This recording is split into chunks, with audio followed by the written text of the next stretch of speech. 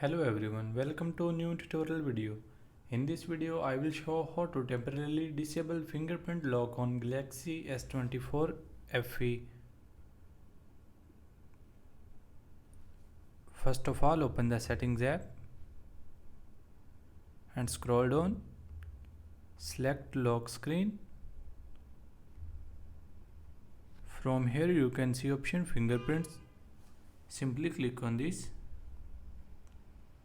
Enter your current mobile pin. Tap it continue.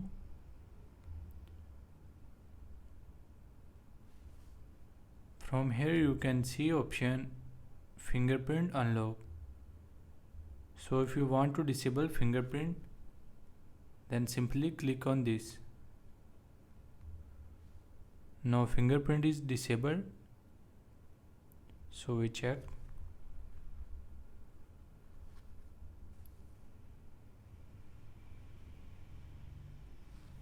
By applying this method, you can easily disable fingerprint lock on Galaxy S24 FE. Hope so you like this video. Thanks for watching.